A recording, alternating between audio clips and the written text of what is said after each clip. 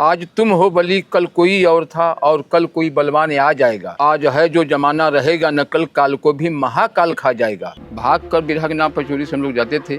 आप आज की जो नजाकत है वक्त की, एक कवि के रूप में आप कहाँ अपने आप को पाते हैं? सुनते सुनते सबका तो नहीं उतना, लेकिन रामदेव जी के गाने हमको याद होते चले गए। आप जब गणेश अखाड़े में गए, लिखने गए, तो सबसे ज्यादा किस कवि ने आपको प्रभावित किया कि आपको उसके तरह से लिखना चाहिए? हम तो बहुत गालियाँ भी सुने पिताजी की।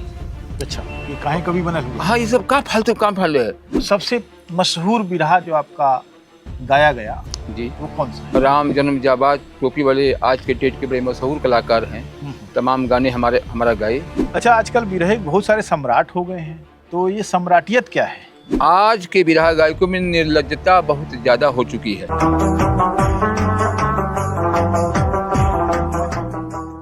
जैसे कविता के बारे में कहा जाता है कि वियोगी होगा पहला कवि, आह से निकला होगा गान। आह माने दर्द या संवेदना, यानी जो एहसास हुआ उसको, वहाँ से बात शुरू हुई। उसने अपनी चीज़ें कहीं, पत्थर से चोट लगी, चाहे कोई मर गया या कोई जा रहा है या प्रेमी छूट रहे हैं, ये तमाम सारी चीज़ें हैं जो कविताओं को जन्म देते हैं। जब हम बिरहा पर बात करते हैं तो उसकी जो 2 लाइनों वाली पद्धति की कविताएं हैं, जो 4 लाइन वाली फुटकर कविताएं हैं, निश्चित रूप से वो ऐसे जन कवियों द्वारा बनाई गई जो छंद और लय से ज़्यादा उसमें कहे गए कथन को महत्व देते हुए उन्होंने अपनी बात कही और उसका मीटर अपने तरीके से मिला दिया होगा। लेकिन बाद में जब बिरहे का सुसंगठित विकास होना शुरू हुआ तो उसमें बहुत सारे कवि आए, बहुत तरीके की चीज़ों को उन्होंने उसमें मिलाना शुरू किया। बहुत सी चीज़ों के संयोग और वियोग के जरिए से उन्होंने एक महत्वपूर्ण बात को कही अपने, और ये इस तरीके से बिरहा का कवि काम करता रहा है। और मैं समझता हूँ कि जो बिरहा का कवि है वो बिरहा गायक से ज़्यादा सुसंगत, बिरहा गायक से ज़्यादा विजनरी और बिरहा गायक से ज़्यादा सौंदर्य शास्त्री होता है, क्योंकि उसी के बनाए महल पर बिरहे का जो गायक है वो अपने स्वरों की शान चढ़ाता है।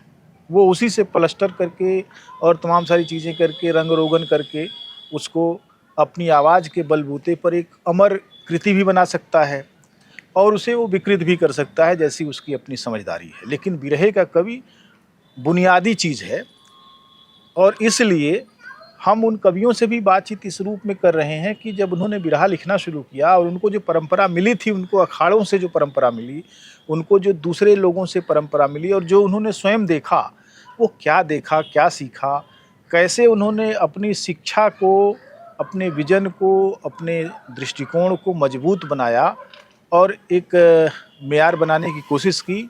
आज चंदौली ज़िले में हम हैं और चंदौली ज़िले में हमारे सामने रामचरण वियोगी, जो कि अलीनगर के पास पचपेड़वा एक बहुत अच्छा पड़ाव था जीटी रोड का किसी ज़माने में, आज वो जगह है और वो 5 पेड़ नहीं हैं। आज वो शहरीकृत गांव में बदल रही चीज़ें हैं। सब तरफ देखिए तो बड़े बड़े मकान हैं, ईंट के हैं, और पुराने ज़माने में जो मिट्टी के मकान थे, अब वो तो पुराने ज़माने अतीत की बात हो गए। तो ऐसी जगह पर एक कवि रहता है और वह अपने दौर की तमाम सारी घटनाओं, गतिविधियों, स्थितियों को देखता है और उसको अपनी कविता के अंदर ढालता है। रामचरण वियोगी ऐसे एक कवि हैं जिन्होंने बहुत बिरहे लिखे और आज हम उनसे रूबरू हैं। रामचरण वियोगी जी, आपका बहुत बहुत स्वागत है। नमस्कार जी, सादर प्रणाम आपको भी, और आपके चैनल के माध्यम से हमें जितने लोग देख रहे हैं, मैं सबको सादर प्रणाम करता हूँ। सबसे पहले तो मुझे यही बताइए कि आपका कविता की तरफ रुझान कैसे हुआ? असल में हम तो यादव हैं। बचपन के दिनों में और हमारे यादव समाज में हमारे घर के, हमारे पिता, बड़े पिता, गांव घर के लोग, कुछ रिश्तेदार लोग लुढ़की चनैनी खड़ी बिरहा गाया करते थे। कहीं मेहमान कोई आ गया तो उन लोगों का संगीत या मनोरंजन का साधन यही हुआ करता था कि अरे यार कुछ तो नहीं शुरू करता, एकदम का ठप्पे बैठल हुआ। तो लोग अपन कान में अंगुली डालकर कुछ न कुछ गाते थे, वो उधर से लड़ाते थे उधर से लड़ाते थे, अपने कोई आ जाता था यार भैया फलानी तो होते ही शुरू करेगा क्या सुनावा यार। तो ऐसा लोग करते थे, हम लोग बचपन में देखे थे। शादी ब्याह के अवसरों पर भी, तीज खिचड़ी के अवसरों पे भी ऐसा गाते थे हम लोग। बहुत बोला ज़्यादा बोध हम लोगों को नहीं था, लेकिन सुनते थे हम प्रायः। उसके अलावा गांव में और नए पुराने गायक भी लोग थे जो गांव स्तर पर गाते थे, अच्छे थे, अच्छे समझते थे। बिरहा के प्रति भक्ति थी लोगों की, बड़े दिलचस्पी से। और जिस दिन वो बिरहा गाते थे, साज बाज नहीं हुआ करता था, करताल पे ही गाते थे, लेकिन गांव घर के 10 लोग जुड़ जाते थे, अपना रात के 12 बजे तक ख्याउर गवाए ख्याउर गवाए ख्याउर गवा, ऐसा चलता रहता था। और हम लोग घर से घर वालों के चोरी से, पढ़ाई का समय था, भाग कर बिरहा के नाम पर चोरी से हम लोग जाते थे, घंटा आध घंटा वहाँ बैठ कर सुनते थे। लगभग सन 82 की बात है, कक्षा 8 में पढ़ रहे थे। तो हमारा ननिहाल रामनगर है, जो पुराना रामनगर कहा जाता है, लालू शास्त्री की एरिया जो है। तो हम गए थे और लगभग 80 81 82 में उस समय टेप रिकॉर्ड का नया दौर आया था।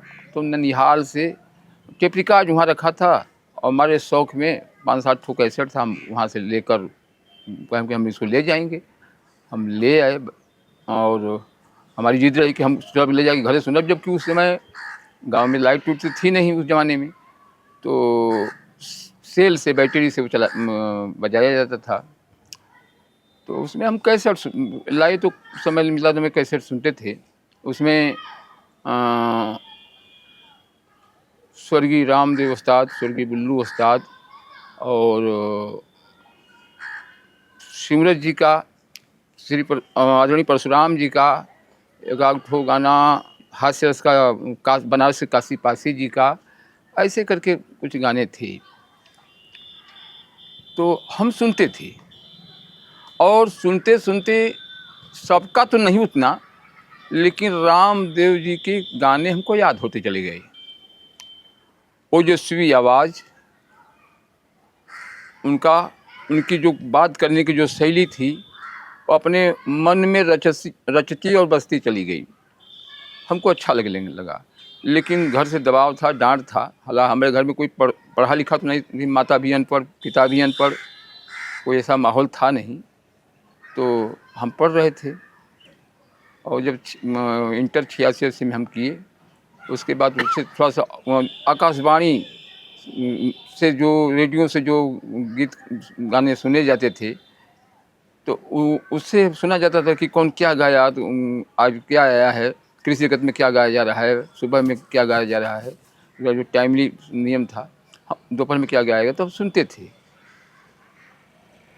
उसके तरफ ऐसे टूटा फूटा कुछ लिखना पढ़ना भी शुरू कर दिए, लेकिन थोड़ा दबाव भी था। आपने 2 बातें बताई कि जब आप बिल्कुल प्राइमरी स्टेज में थे तो आपके घर में जो मेहमान आते थे और घर के लोग जो गाते थे चनैनी और दूसरी चीज़ें, उसने आपको प्रभावित किया। दूसरी चीज़, जब आप कैसेट ले आए, टेप रिकॉर्डर ले आए, तो रामदेव की आवाज़ ने आपको प्रभावित किया। तो कौन सी चीज़ है जिसने आपकी संवेदनाओं को ज़्यादा उर्वर बना दिया? रामदेव की कौन सी बात आपको अपील करने वाली लगी, जिससे आपको लगा कि अब आप रुक नहीं सकते, आपका यही फील्ड होगा? नहीं, जो उनकी जो आवाज़ का जो आकर्षण रहा, और जो कवि चंद्रिका कवि जी के लेखनी का जो आकर्षण रहा, किसी कहानी को जो परोसने का लेखन की दृष्टि से और गायन की दृष्टि से जो तरीका था, वो हमको जहन में बसते चला गया। और हमको लगा, ऐसा लगा कि अरे ये काम हम भी कर सकते हैं क्या, प्रयास कर तो हम लिख पाएगा, ऐसा मन में बात आती रही। लेकिन चूँकि पढ़ना था, लेकिन जो होता तो वही है जो कि होना है। फिर किन्हीं कारणों बस हम आगे बीए पूरा नहीं मेरा हो पाया। विद्यापीठ में पहले साल हम थे और अस्वस्थ विशेष हो जाने की वजह से हम आगे नहीं पढ़ पाए। तो फिर इसी कार्य में हम लग गए मन से। तो 88-88 के आसपास हम पूर्ण रूप से इस पर उतारू होकर हमारे करीब में सिंघी ताली है, गुरु गणेश अखाड़े का उनके गुरु, हम लोगों के गुरु चंद्रिका कवि जी, परम आदरणीय हम लोगों के गुरु राम खिलावन यादव पुजारी जी, बिरस के उस्ताद रामदेव जी जैसे लोगों के गुरु रामलाल खलीफा जी, जहाँ पूरे बिरहा जगत में जिस अखाड़े का नाम है और उस गुरु पूजा का नाम है, तो वहाँ हमने जाना शुरू किया। उनका लगभग चौथे पन का उम्र था और जब हम जाकर सांझ बाग दंडवत के अपना परिचय दिए तो हमको बहुत प्यार दुलार, अब ऐसा लगन हो गया, ऐसी वहाँ जाने की नशा हो गई कि हम 2-4-5 दिन बीतते साइकिल से जिस हालत में से उसी हालत में वहाँ जाते थे खलीफा जी से, उनकी दिन भर बात सुनते थे, फिर शाम को 4 बजे 5 बजे फिर साइकिल से चले जाते थे और जो कुछ लिखे रहते थे उनको दिखाते थे। तो क्या लिखना शुरू किया आपने? बस बिरहा और लोकगीत। जैसे किन विषयों पर? नहीं, जो रामायण की कोई कहानी मुझको प्राप्त हो जाती थी, एक आध दो जगह से पता लगा कि जो गीता प्रेस की कल्याण की पुस्तक फला आदमी के यहाँ है वहाँ आता है, तो मैं किसी भी तरह से वहाँ से कल्याण की किताब लेने का काम किया जो गीता प्रेस से छप कर आती थी। तो उसमें रात दिन मैं कहानियाँ ढूंढता था, अच्छा कि अच्छी कहानी मिल जाए, तो उसी पर जो भी हमने लिखना पढ़ना शुरू किया। ऐसे लिखते रहे ऐसे आगे बढ़ता गया। कुछ छोटे मोटे कलाकार जो गांव स्तर के लोग थे वो अपना देखते थे, गाते थे, ऐसे कार्य चला। अच्छा, अभी हाल ही में बहुत सारे ऐसे लोगों ने बातचीत की, लगातार इस पर चिंतन मनन और आलोचना होती रही है, और एक अभी पिछले दिनों तो काफ़ी इस बात की लानत मलामत की गई कि गीता प्रेस की भूमिका पूर्वांचल के लोगों के दिमाग को कुंद बनाने में सबसे बड़ी रही है। ये आपको कभी एहसास हुआ कि ऐसा किया उन लोगों ने? देखिए, हम बहुत ज़्यादा उनके यहाँ की पुस्तकों का अध्ययन तो नहीं किया हूँ। कल्याण एक ऐसी पुस्तक थी जिसमें कि तमाम कहानियाँ इतिहास से संबंधित और कुछ कहानियाँ पुराणों से, शास्त्रों से भी रहती थी। तो उन कहानियों को मैं देखा, पढ़ा, लेकिन ऐसा मुझे कुछ नहीं लगा कि वो कुंठित कर रही है या किसी अपनी धारा में मोड़ रही हैं। ऐसा तो कुछ हमको हमारी पुरस्कार से असर नहीं हुआ।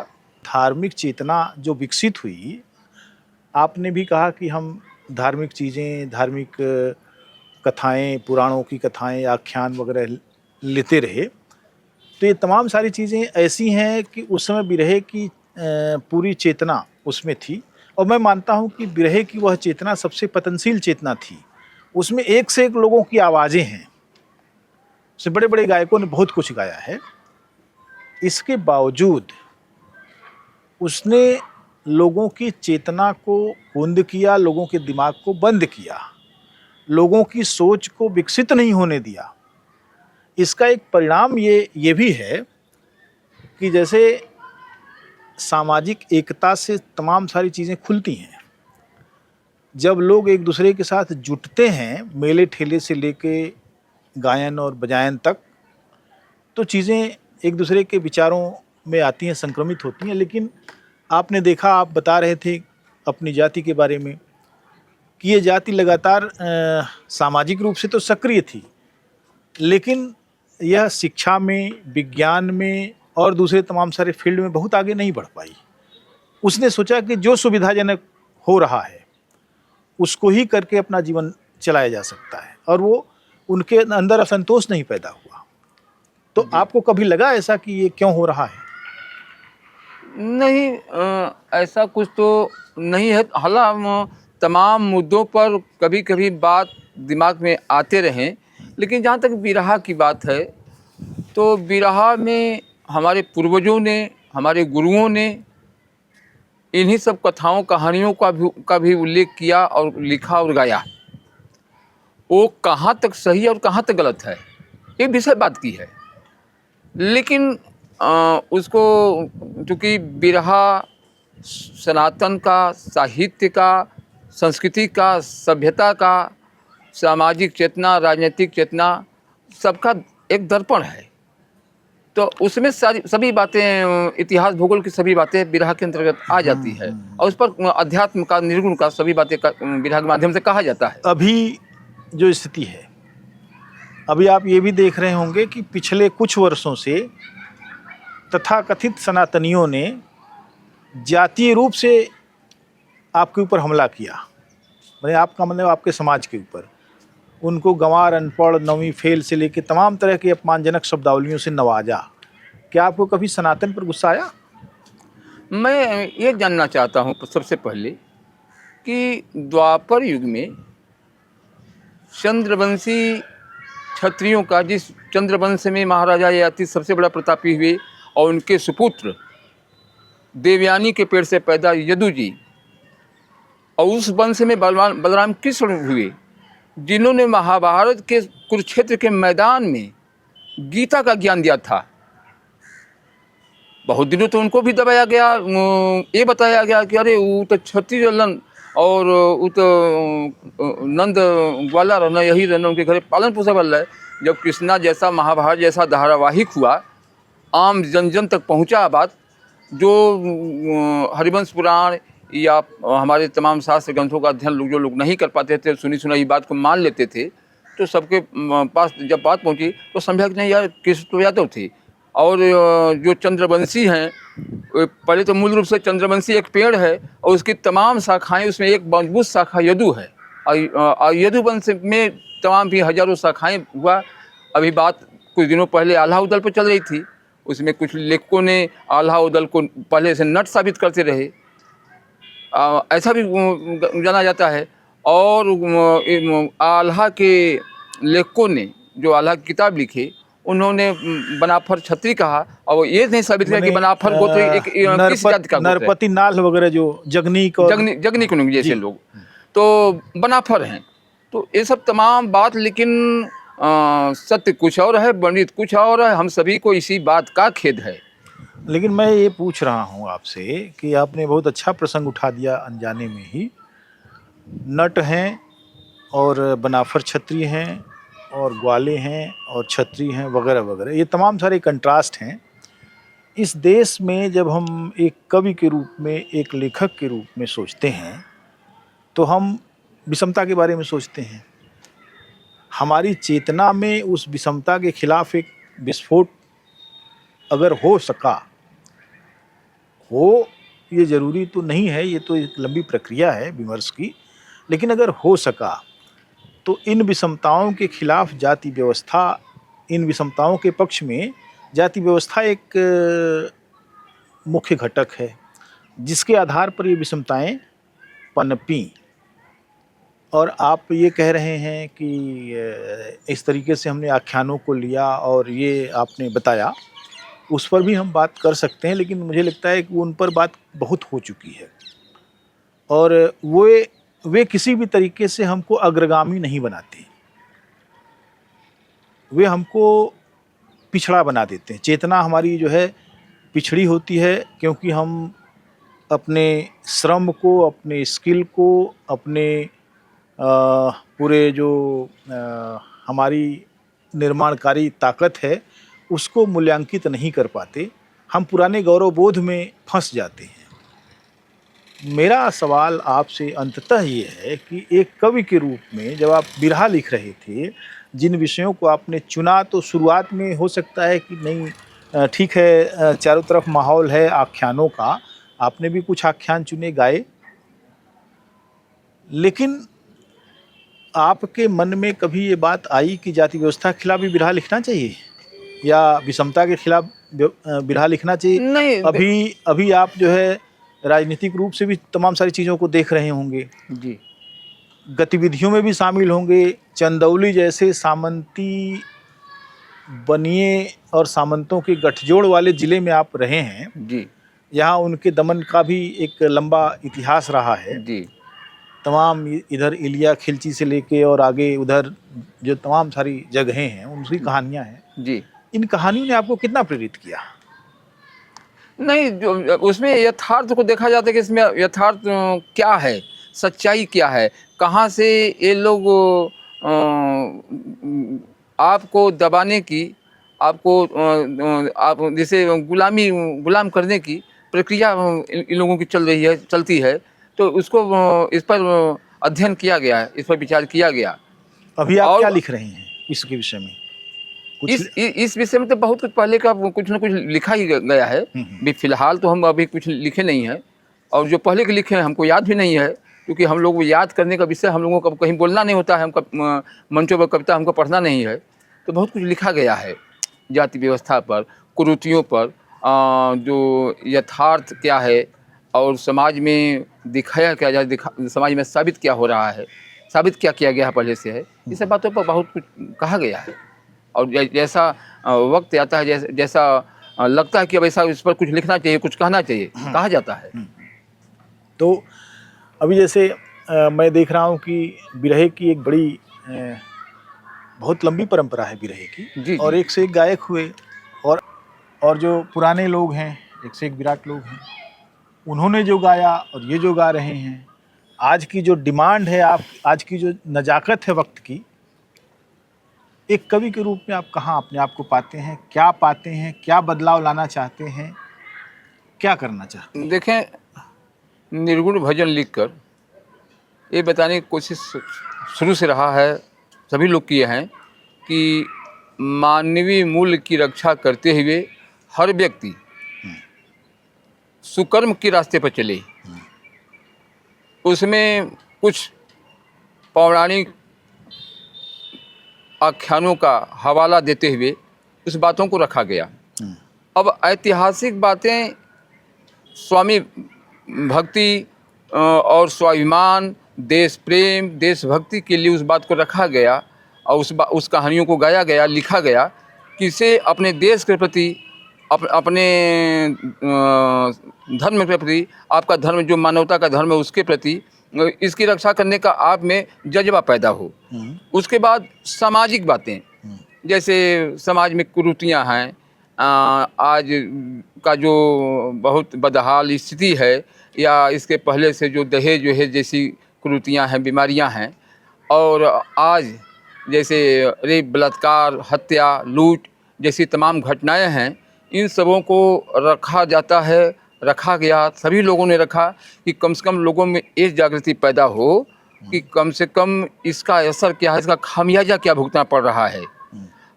आप जिसके साथ कर रहे हो, आपके घर में भी बहन बेटियां हैं, आपके घर कोई पैसे वाला हो सकता है, उसका भी कोई अपहरण कर सकता है, कोई हत्या कर सकता है। तो ऐसा नहीं होना चाहिए, सबके प्रति भाईचारे का, सद्भाव का भाव रखा जाए, ऐसा हमेशा से कोशिश रहा है, सभी लोग करते हैं। लेकिन एक ही मुझे बताइए, समाज में सारे लोग तो रेपिस्ट नहीं हैं।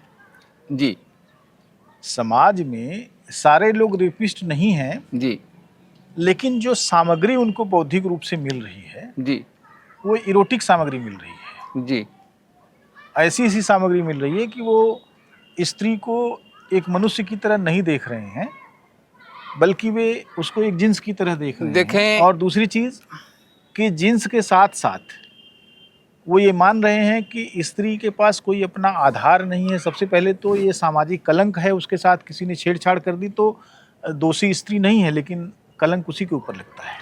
तो इन तमाम सारी सामाजिक बनावट की वजह से ये पूरी की पूरी चीज़ें हो रही हैं। देखें, तो ये जो अब जैसे बिरहे में बहुत सारे लोगों ने बहुत तरह की चीज़ें गाई। उन्होंने क्या स्त्रियों को जिन्स के अलावा मनुष्य समझने की कोई कोशिश की? आपको लगता है? पूरे बिरहे के इतिहास का मने एक अवगाहन कीजिए और मुझे बताइए कि क्या लगता है कि बिरहे ने स्त्रियों के सम्मान को तमाम रखा सामने बेहतर तरीके से? पतिव्रताओं के, सतियों के, और रानी कर्मावती जैसे तमाम वीरांगनाओं के, रानी लक्ष्मीबाई जैसे देशभक्ति की मिसाल को बिरहा वालों ने अपने कलम से सजाने का, कवियों ने सजाने का, और बिरहा गाने वालों ने गाने का काम किया। और जहाँ तक आज की जो नारियों की जो दुर्दशा है या तमाम बातें हैं, आज का इस वैज्ञानिक युग में एक साक्षर समाज में मेरा तो मानना है कि पहले के अनपढ़ समाज के लोग अच्छे थे, जो गाँवों में रहते थे, और कहानी किस्सा सुना करते थे। बहुत अदब था, बहुत लिहाज था, बहुत लाज था, बहुत डर था। और बैठते थे, कोई जानकार आदमी गांव में एकाध ठो पढ़े लिखे होते थे, रामायण महाभारत की बात अगर करते थे तो उनसे सुनते थे और उनके बातों को, या कोई गाने बजाने वाला लोग कोई कहानी कथा सुनाते थे तो उनकी बातों को सुनकर वो गठिया लेते थे। और चर्चा जब 5 आदमी जब इकट्ठा होते थे, चाहे अपने दरवाजे पर या किसी के दरवाजे पे या किसी रिश्तेदारियों में या किसी प्रयोजन में, तो बात पे चर्चा करते कि नहीं नहीं देखा वो समय ये बात ऐसे ऐसे कर ले लन, ये बात देखा यहाँ बुरा। तो वो कम पढ़े लिखे लोग या बिल्कुल अनपढ़ लोग वो आज के पढ़े लिखों से समझदारी के मामले में अच्छे थे। आज संसाधन का इतना ज़्यादा लाभ मिला, और मैं सबसे पहला इसका कारण आज जो टेली फिल्मों में काम करने वाली, धारावाहिकों में काम करने वाले लोग, बनाने वाले, सिनेमा इसके लिए दोषी है।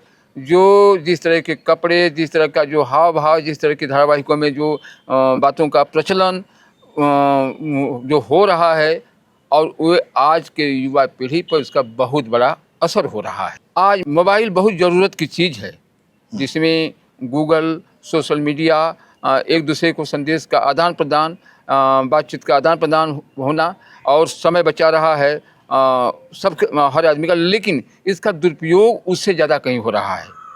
समाज के बिगड़ने का, नारियों की गरिमा घटने का ये भी मूल कारण है। अच्छा, पुरुषों की गरिमा क्यों नहीं घटी?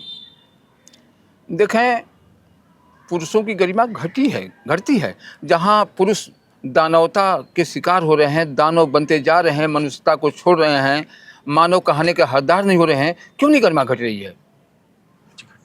अच्छा, एक चीज़ आपने बताया मुझे कि पहले लोगों ने इस तरह से नारियों के आदर्शों को रखा। अभी आपने बताया सती अनुसुईया की कहानी। सती अनुसुईया की कहानी क्या है? कि वो एक कोढ़ी की पत्नी थी और उस कोढ़ी ने भी एक दिन कहा कि मैं वेश्यालय जाना चाहता हूँ, तो उसने कहा कि उसको पहुँचा आई वो। ये कौन सा आदर्श है? इस आदर्श को अगर हम अपने समकालीन दौर में लागू करना चाहें तो क्या किसी स्त्री से उम्मीद की जा सकती है? देखें, ऐसे अगर देखा जाए, उनके प्लस पॉइंट को, उनके गुणों को, जो शास्त्रों में, पुराणों में जो बातें विदित हैं, लिखी गई हैं, उल्लेखित हैं, उनके जो गुण लेने वाली बातें हैं, जो हमारे ऊपर उसका अच्छा प्रभाव पड़ेगा, हम उसको ग्रहण करें तो ठीक है।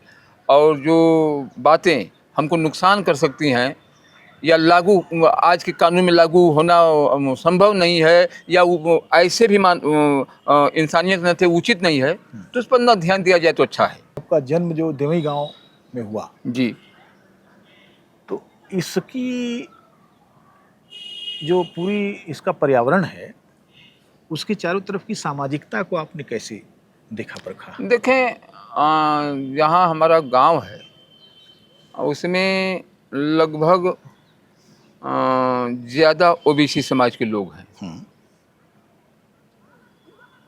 और ये एरिया जिस गांव में, जिस एरिया में हम लोग हैं, ये बिंद बाहुल एरिया कहा जाता है। ये 12 गाँव बोला जाता है। जी जी।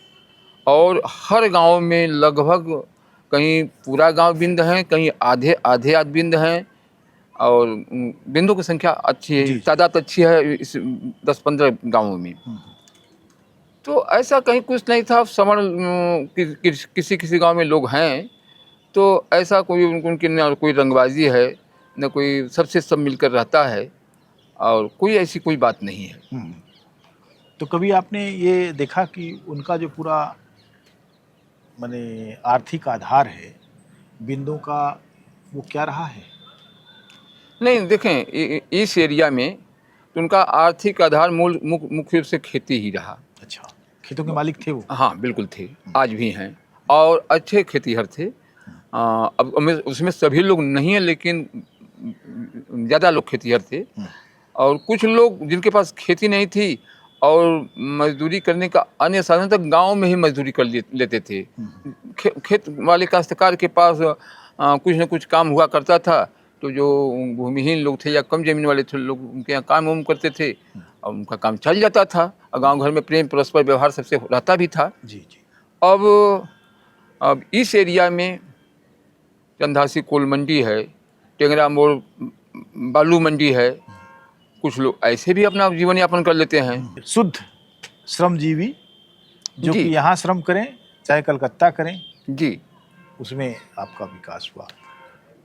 आप जब गणेश अखाड़े में गए, लिखने गए, तो सबसे ज़्यादा किस कवि ने आपको प्रभावित किया कि आपको उसके तरह से लिखना चाहिए?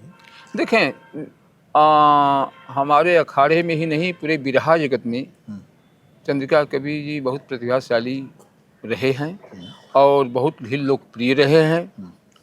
उनकी आज उनके लगभग 1982 में वे उनका निधन हुआ था, गुजरी कितने दिन हुए, लेकिन आज भी उनकी रचनाओं को और रात भर में के प्रोग्राम में बिरहा गायक एक लाइन नहीं बोलेंगे तो लगता है, हमको लगता है कि उनकी रात नहीं बीतेगी। कहीं ना कहीं चंद्रिका कवि जी की क्या बात बोलनी हुई होगी जी जी। इतने दिनों के बाद भी। तो बचपन के दिनों में गांव घर के जो लोग गाते थे, मैं चंद्रिका कवि जी की उनको ही सुनता था, उनके गाने को सुनता था, कैसेट के माध्यम से सुना।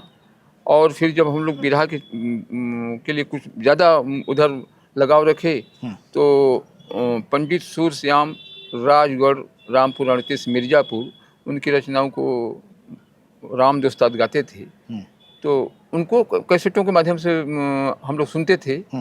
तो वो हमको बहुत प्रभावित उनकी भी, लेकिन उनका कला पक्ष बहुत मजबूत रहा, भाव पक्ष चंद्रिका कवि जी का आसमान पे था। ये सब चीज़ें बहुत अच्छा लगती थी।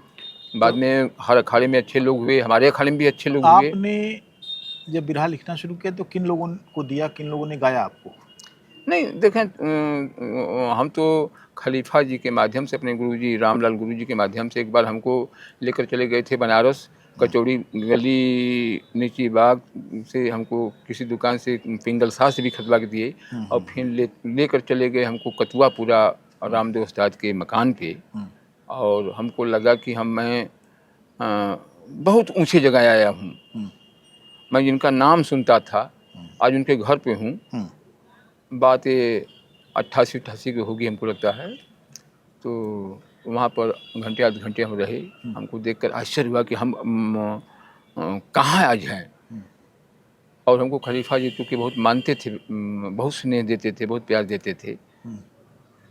तो उनको भी, क्योंकि उस समय हम उतना बोध नहीं था लिखने का, बहुत कम दिनों से लिख रहे थे इधर। और दूसरी बात कि हम बहुत संपन्नता में तो थे नहीं, बहुत तन्हाइयों में थे। हमारे घर की स्थिति, माली स्थिति बहुत अच्छी नहीं थी। तो पिताजी छोटे मोटे कमीशन वेंडर थे मुगलसराय रेलवे स्टेशन पे, छोटी मोटी नौकरी थी, किसी तरह से जीविका चलाते थे। कोई बहुत अच्छी खेती बाड़ी भी नहीं थी। पहले तो सभी लोग घर में माता भी अनपढ़, पिता भी अनपढ़। हालांकि माता जी हमारी अनपढ़ होते हुए बहुत धार्मिक प्रवृत्ति की और सारी बातों को समझती थी, हद तक मानती थी, समझती थी। हम तो बहुत गालियाँ भी सुने पिताजी की। अच्छा, कि काहे कभी बनल हुआ? हाँ, ये सब क्या फालतू काम फाले है, अपना रात भर तुम सोचते रहते हो, जागते रहते हो, और ये सब फालतू गिरी तो अहरे के लड़का खाए पी के कायदे का अपन शरीर बनावे के चाहिए, ये करना चाहिए, वो करना चाहिए। आज भी इस उम्र में भी कभी कभी उनके मन में आता है तो कहते हैं। लंबे तो आप हइये हैं जी। और थोड़े तगड़े हो गए होते तो पहलवान हो गए होते हैं। हाँ, तो पहलवान बनने की शौक कहाँ रही। बिरहे में पहलवान बन गए। नहीं, अब कैसे कहूँगा कि मैं उसमें पहलवान ही हूँ, ये कैसे कहा जाए। आपके लिखे बिरहे जिन लोगों ने गाए हैं, जी जी, वो आपकी छाप कैसे लगाते हैं? नहीं, जो हमारे अखाड़े का छाप है, जैसे कि गुरु बिहारी, गुरु गणेश, गुरु रामलाल गुणकारी, स्वर गए चंद्रिका कवि, बच्चन जी बने पुजारी। इसके बाद उस बिरहे की टेरी होती थी। अब उसके बाद जो नाम होता था, चाहे बल्ली रामचरण, चाहे मन्नू रामचरण, चाहे विजयी रामचरण, चाहे दिनेश रामचरण, चाहे किरण कवि रामचरण, ऐसे करके फिर छाप की आखिरी लाइन होती थी। जी। तो मैंने आपका नाम उन बिरहों में नहीं आता था? नहीं, आता है। आता है ना? हाँ, अखाड़े की बिरहा में पूरा नाम रामचरण होता है। Ramcharan, okay okay okay. तो सबसे मशहूर बिरहा जो आपका गाया गया जी, वो कौन सा है? देखें, जैसे कि एक सामाजिक बात रही, एक शराबी पति की एक पत्नी का दर्द रहा, आशा के ऐसा आशा ना रहल। दारू में डूब जाई इज्जत के परिभाषा, आशा के ऐसा आशा न रहे। क्या बात है। उससे पहले एक लाइन हम लिखे थे, एक गाना लिखे थे, एक ऐसे ही सामाजिक कहानी में, मुकद्दर खींचे अपनी वरिया, भैली दिशाहीन कश्ती मझधार के बीचे, मुकद्दर खींचे अपनी वरिया, दुनिया के मालिक किसी ज़िंदगी को भले मौत दे दो, गरीबी न देना, बिछी हो बहारे जहाँ हर खुशी की, वहाँ गम भरी बदनसीबी न देना, हंसते हुए को हंसाती है दुनिया, रोते हुए पे कोई एक रोता, गरीबों के दुख पे दुखी होने वाला लाखों में शायद कोई एक होता। क्या बात है, बहुत अच्छा।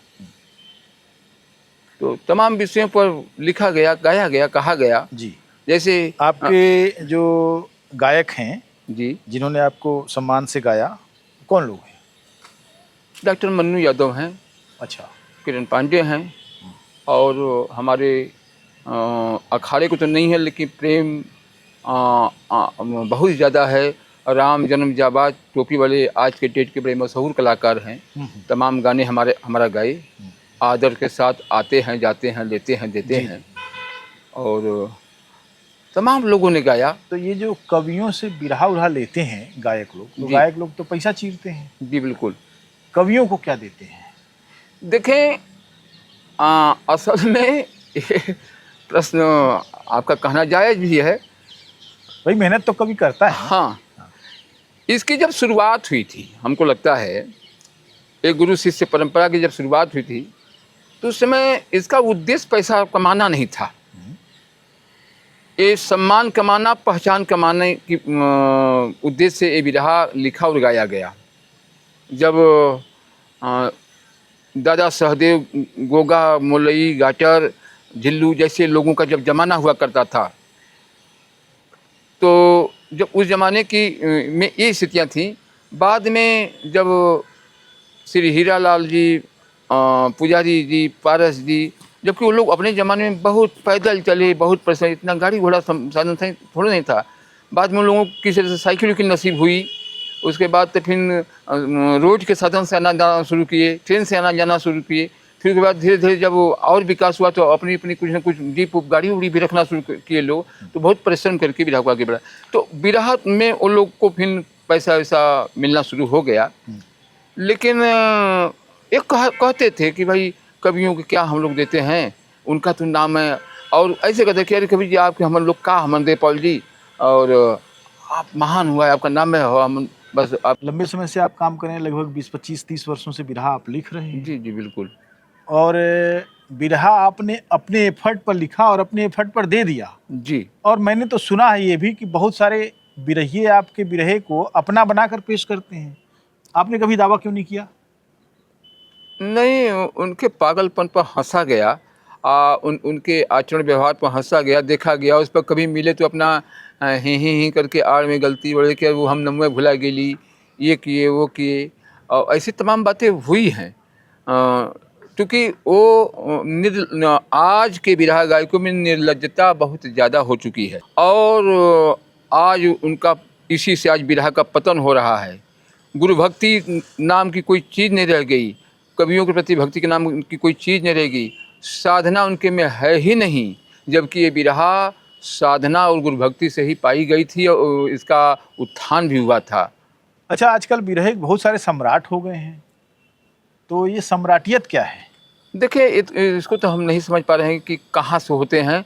मैं ये जानता हूँ कि जब बिरहा का स्वर्ण काल था, पद्म विभूषण श्री हीरालाल यादव जी, स्वर्गीय बुल्लू उस्ताद, स्वर्गीय रामदेव उस्ताद, और सिमरत जैसे कलाकार, फनकार, बहुत बड़े विद्वान गायक, परशुराम भैया, मंगल कवि, दुर्जन जी, विश्वनाथ भैया, और दीपक सिंह जी, एको सम्राट नहीं लिखे। ये लोग कभी सम्राट, कभी किसी के नाम के सम्राट लगाने को कभी ना शौक रखे, न कभी कोई लिखा न लिखवाया गया।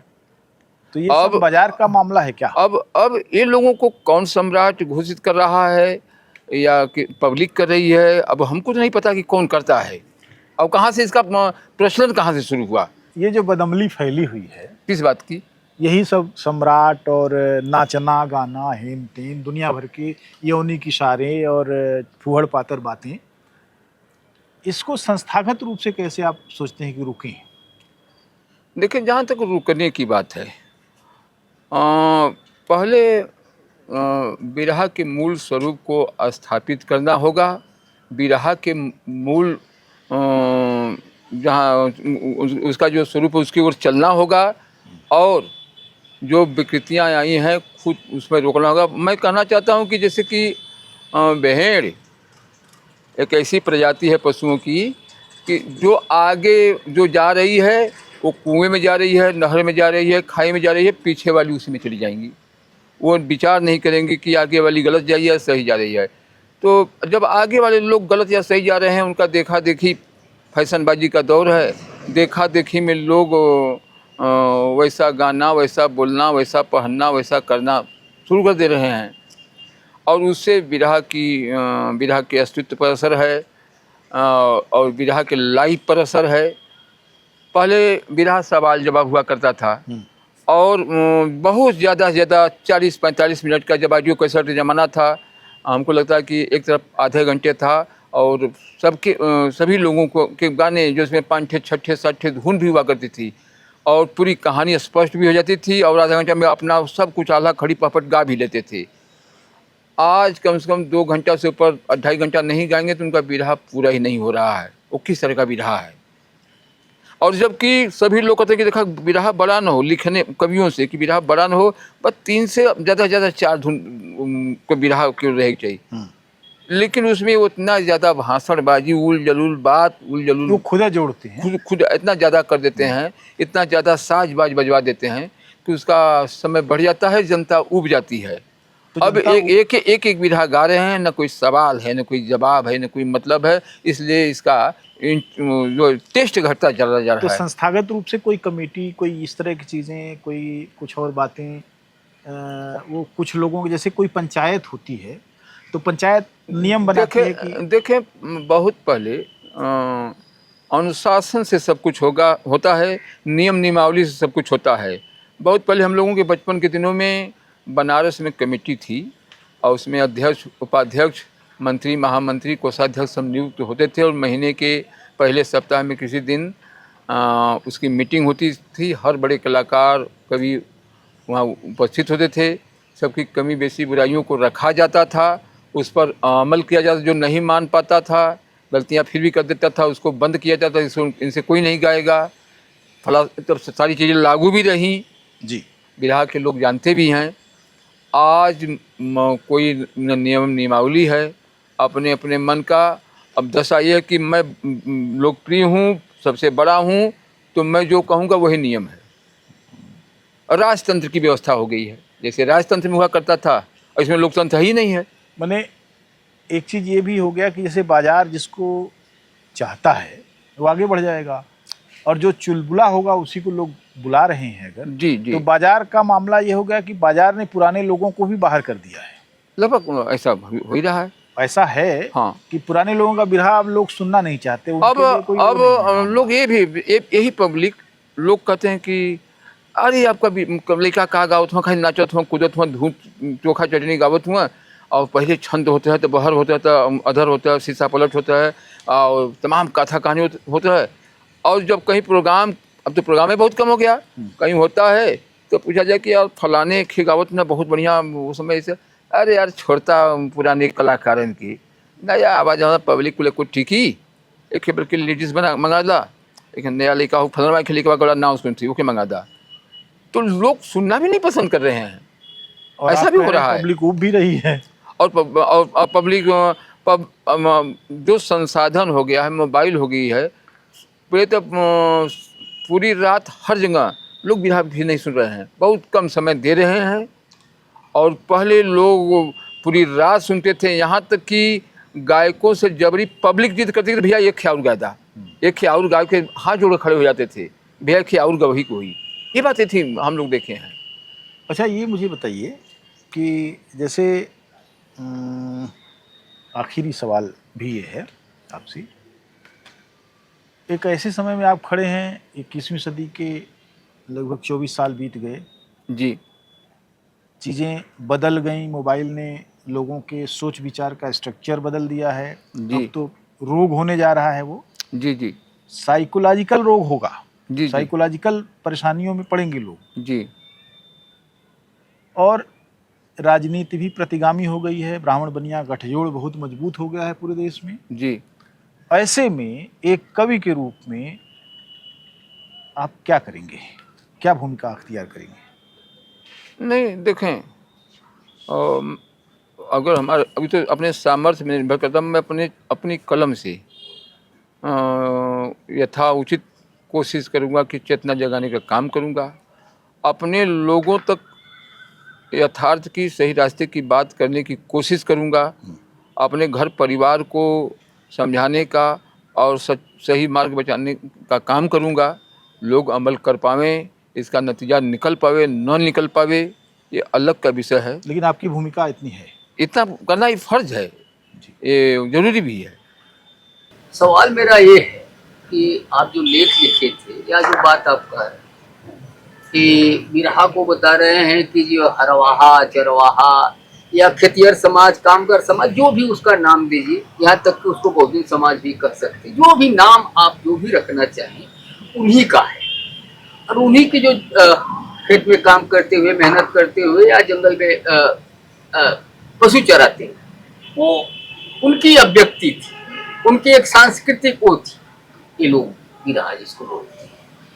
और जैसे इस देश में एक आज़ादी आंदोलन हुआ था, तो उसमें तो बहुत सारे बिरहे हम देखते हैं कि आज़ादी आंदोलन के इतिहास में बहुत सारे कई उसके प्रसंग आते हैं बीच बीच में बिरहे के। एक बहुत बड़ा आंदोलन अभी 1-2 साल पहले किसान आंदोलन, आप लोग कहते हैं कि बिरहा उनका है, और किसान आंदोलन बेशक पश्चिम उत्तर प्रदेश के लोगों की भागीदारी बहुत थी, बड़ी संख्या में थी, लेकिन देश का ये जो किसान समाज है, खेतिहर समाज है, खेती के आसपास जिंदा रहने वाला समाज है, उससे कहीं न कहीं जुड़ गया। क्या आपने उस पर कोई बिरहा लिखा, लिखने का सोचा? देखें, भारत हमारा देश कृषि प्रधान रहा है और कृषि पर आधारित तमाम गीत, चाहे आकाशवाणी की सेवा के लिए, चाहे मंच पर श्रोता की सेवा के लिए, आज से नहीं अरसे से लिखा जा रहा है और गाया जा रहा है। और जहाँ जिस अभी साल 2 साल 3 साल पहले जो किसान आंदोलन हुआ था, सरकार के खिलाफ हुआ था, जो भू नियम के अंतर्गत हुआ था, उस पर तमाम गीत वहाँ तक गीत न पहुँचे हों, लेकिन लिखा और गाया गया। तो लिखने वाला अब लगभग नहीं चूकता है, कुछ न कुछ जो यथार्थ उसको लिखता है। ऐसी बातें नहीं है, लिखने वाला लिखता है। आज तुम हो बली कल कोई और था, आज तुम हो बली कल कोई और था, और कल कोई बलवान आ जाएगा। आज है जो जमाना रहेगा न कल, काल को भी महाकाल खा जाएगा। वक्त सबसे बड़ा होता संसार में, काल का चक्र दुनिया में चलता रहेगा। वृक्ष जैसा जगत में लगाएगा, जो है अटल सत्य फल वैसा फलता रहेगा। सत्ता की आलोचना है तो होता है इसी, तन को जीतो भले, धन को जीतो भले, मन को जीते बिना जीत होगी नहीं। तन को जीतो भले, धन को जीतो भले, मन को जीते बिना जीत होगी नहीं। भर दिए जब कलेजे में लाखों सितम, दिल में तेरे लिए प्रीत होगी नहीं। क्या बात है, वाह वाह वाह। मन में सोचो न अपने को सबसे बड़ा, एक दिन मोम बनकर पिघल जाओगे। वक्त करके रहेगा सही फैसला, माचिस के एक तीली से जल जाओगे। वाह क्या बात है, बहुत अच्छा। आज हमारे साथ रामचरण वियोगी जी ने जो शेयर की चीज़ें और समकालीन चिंताओं के इर्द गिर्द जो उनकी चेतना की बुनावट है, और बिरहे की जो आधुनिक बिरहा है उसकी जो सीमाएं हैं और उसकी जो परिवर्तनकारी चेतना है, उन तमाम सारी चीज़ों की तरफ उन्होंने जो संकेत किए, वो आने वाले समय में बिरहे की भूमिका को महत्वपूर्ण जगह पर ले जाने की कोशिश भी हो सकती है।